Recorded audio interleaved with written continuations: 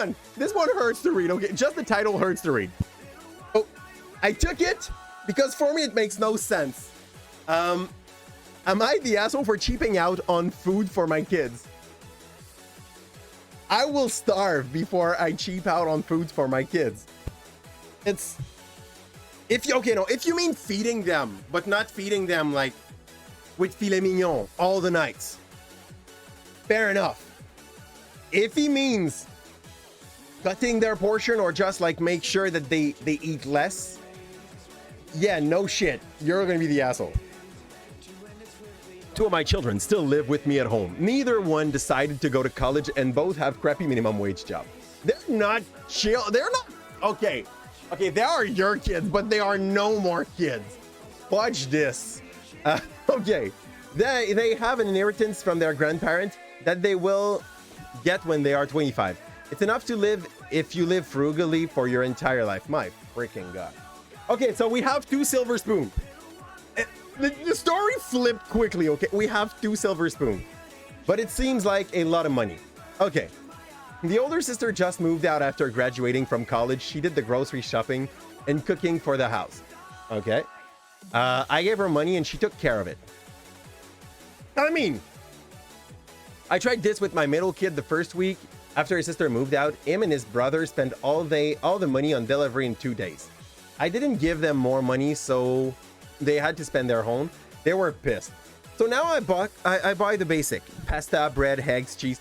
Honestly, like at this point you don't have kids in the house. You have 2 adults that needs to like go and find their place in society.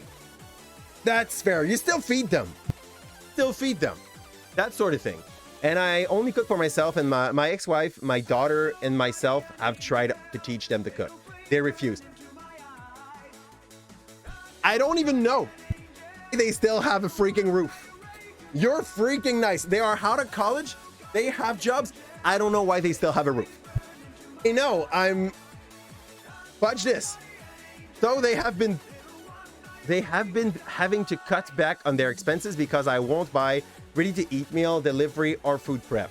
My ex moved to Wisconsin, and my kids know better than to say they want to go live with her. Okay, good. They like Texas winter just fine after experiencing just one up north. Yeah, Wisconsin is kind of cold. Try Quebec, okay? But like Wisconsin, it's kind of cold for the USA, so fair enough. They talked to me the other day about food again. They said I'm being cheap by not providing them with better food option. It was Saturday, so I went in the fridge and pulled out some chicken thighs I had defrosting. In an hour, I had buttered chicken and broccoli with naan bread for our lunch. Oh, so you prepared them food. I told them that I wasn't going to make any changes on how things ran in my house. I told them all they had to do was go to college and I would cover their meal plan. Man, we're talking about some people that like have way more than enough. This is what I understand. Like, they have way more than enough to sustain their needs.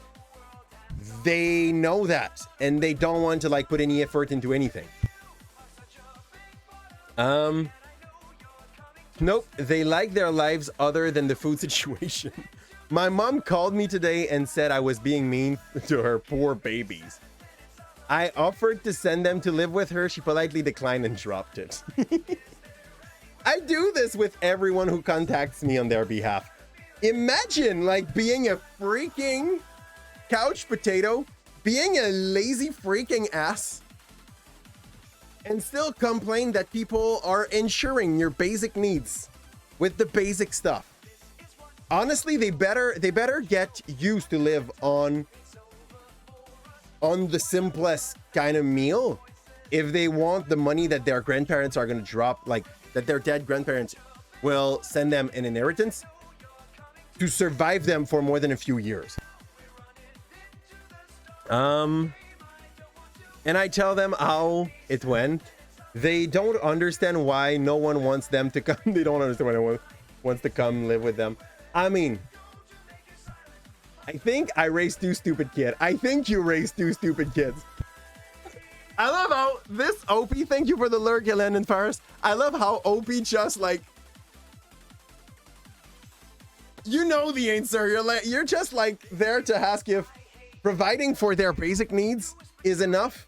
At this point, you don't have kids at home. You have two young adults at home grabbing their ass with their two hands and asking for more because they know they will be able to just like live on that rhythm for their whole life if they wish. They can be the most and least will-powered human.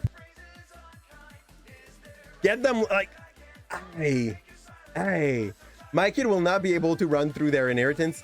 It is in a trust that will give them enough money every month for a small apartment in ramen. It's not enough to party on every... That's even better.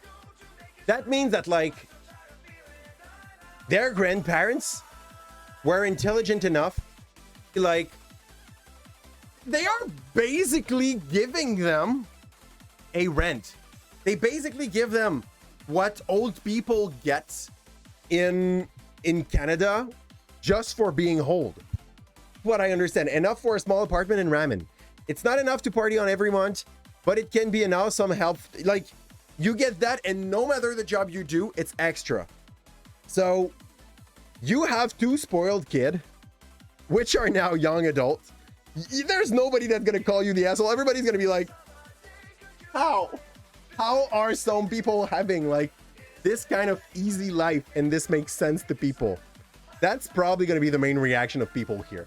What else could you say?